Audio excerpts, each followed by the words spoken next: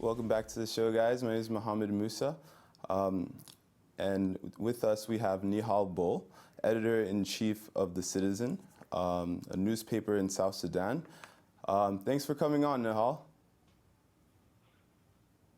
Yes, I'm okay. This is Nhial Bol. Thank you. We understand that the Citizen newspaper in South Sudan was shut down by the South Sudanese government. What kind of explanation did they give for doing that?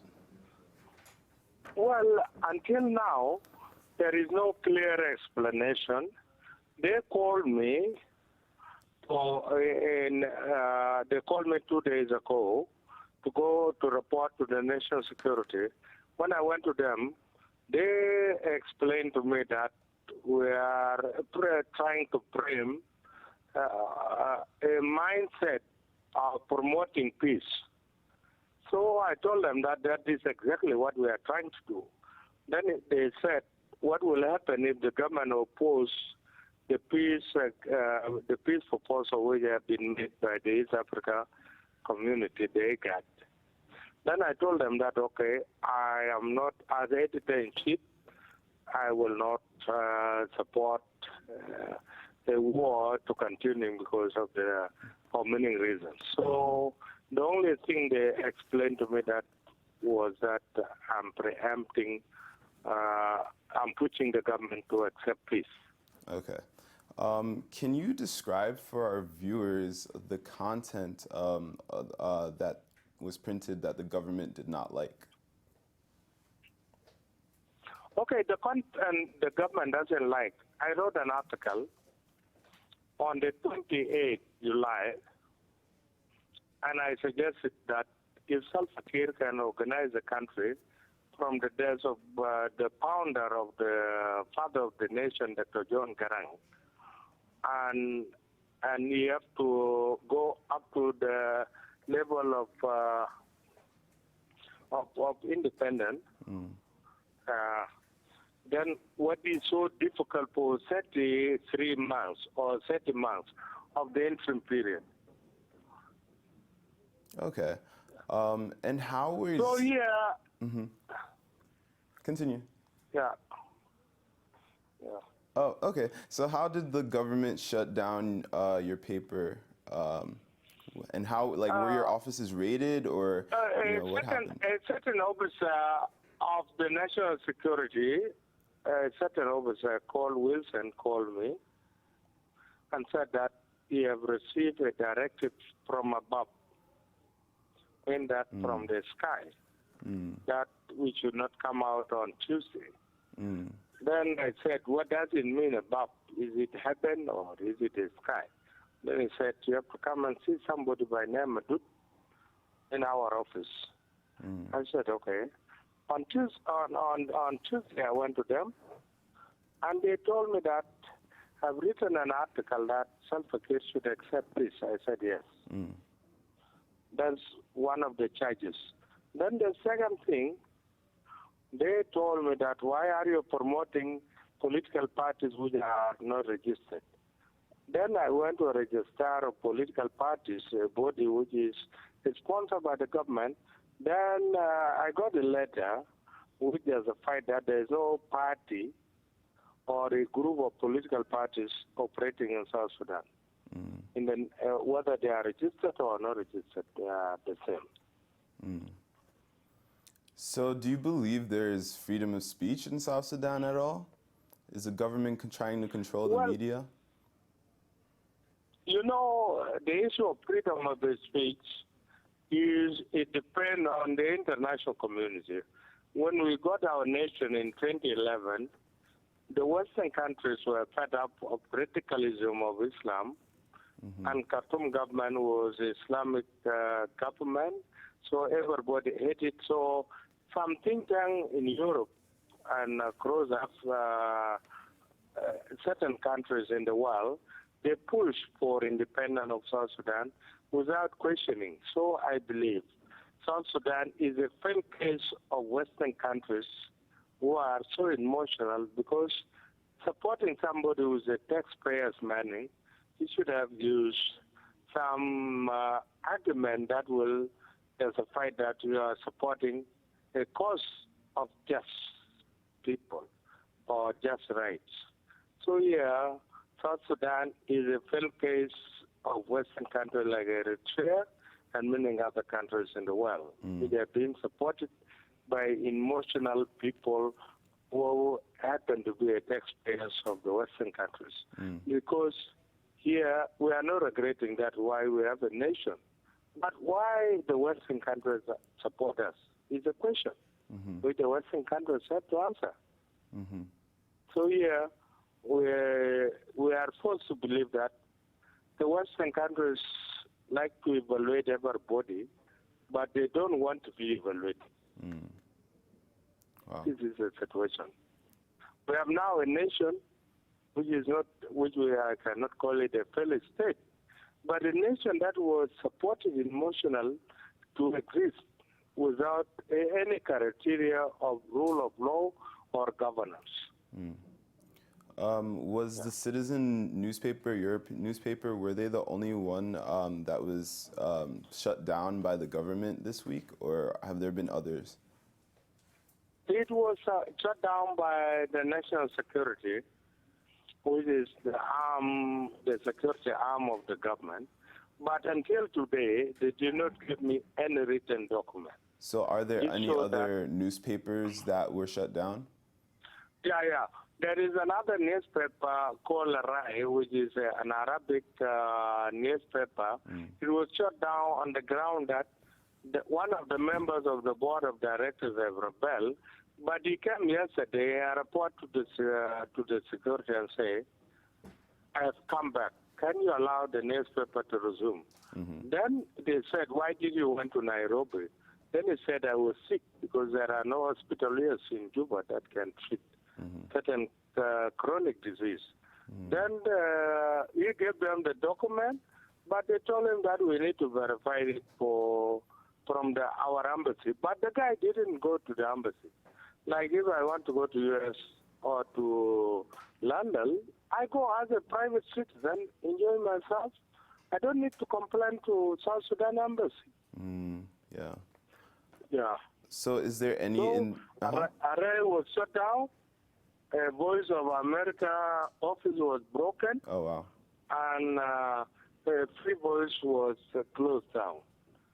So it was, we used to call it here in South Sudan a Black Sunday, a Black Monday. It was a Black Monday wherever everybody was classified to be a criminal. Okay. Is there any indication that the government will let you begin printing again? Or have you gone back on? Or no, I just want the government to understand one thing. The government has a tendency of dictatorship, but they don't have a capacity for dictatorship, because for you to be a dictator, you must be having a vision or an ideology. This government was formed on illusion that these are former liberators. So yeah, they don't have ideology, they don't have a vision. So they cannot be a dictators and they cannot be a democrat. So this is a situation of a mess. You can call it anarchy. Also, I wanted. I understand that you say that the South Sudanese government is redolent of an anarchy, but there's also an ongoing civil war in South Sudan, and are you optimistic of any peace deal becoming successful in the near future, say 2 to 3 years from now? The only hope that will come to the people of South Sudan, including me as somebody who have employed 1,000 students as a vendors, because here at the Citizen newspaper, we have 1,000 students in our list. We have 78 people in our list as a staff. I believe that if there is any government in the world, they have to understand that if you have 1,000 students getting free money from a certain media house, why do you care? Why don't you even support that media house? So what I believe, this government doesn't have a vision for the people of South Sudan. So will there be That a is what peace I- deal, in your opinion, that will work out and create peace for South Sudan? I'm of the opinion we have to go back to the drawing board. Okay. Those supporters who have a nation must come back to the drawing board. We have to set up a certain criteria for this nation. That this nation must exist with its own people, not with the dictators. So that is what I believe. Because we were supported emotionally, that the Arabs of Khartoum are totally bad because they are radical Muslims, but they didn't know that there are bad Christians who can spoil chances for democracy. They are all over. So I believe that we have to go back to the drawing board. And I'm of the opinion that fellow citizens of the world who live in Europe, who live wherever, they have to believe that you don't spend your money for wrong reason. You have to spend money. Eritrea and South Sudan are a showcase of the Western failed policies. Because here, they think that during the Mengistu Haile Mariam of Ethiopia, they think that Mengistu was the devil. But is Asiasa Porge now, they have, is he better than Mengistu? He's killing everybody ever tonight. So why? And even the Western country that support them, they are now negotiating for their visit to Eritrea. So it means that it is a showcase. They did it in South Sudan. Everybody was emotional. And we really regret.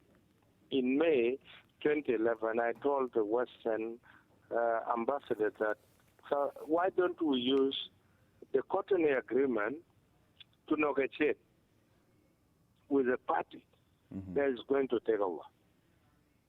But they ignore me. Some of them were behaving like a member of the Liberation Party. So, because in Europe or America, people are emotional. Yeah, yeah. And they don't believe that the taxpayers are the losers.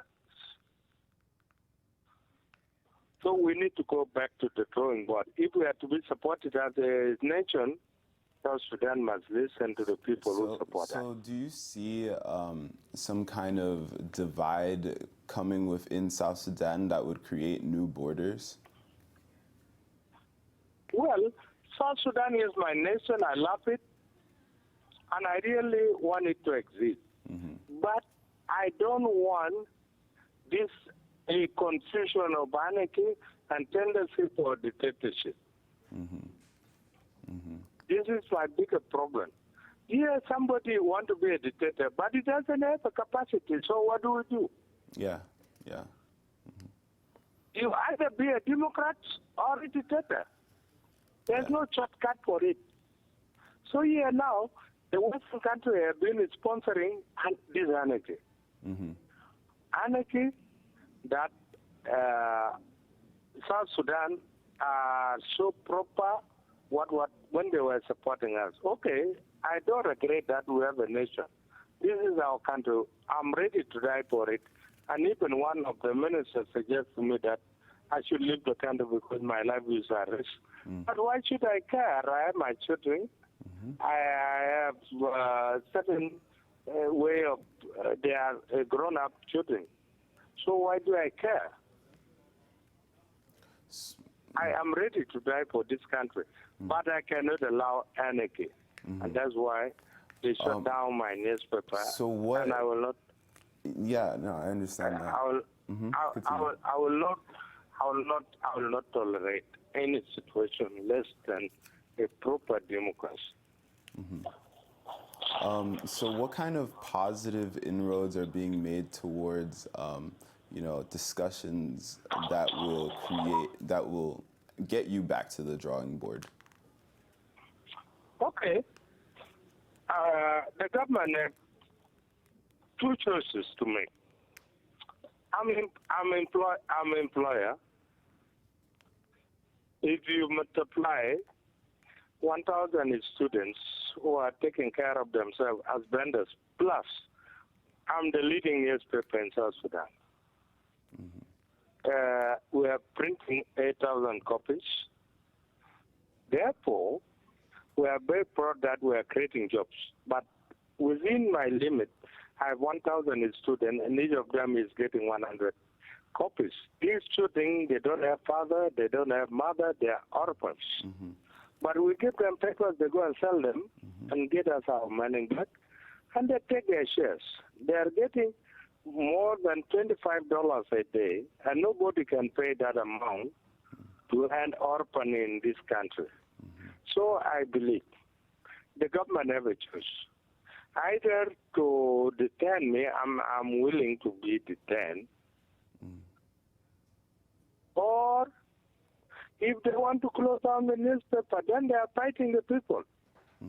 Because here, if I'm wrong, and I've been telling the government, don't focus on my things. Focus on the future of your government. Because here I can be a wrong person.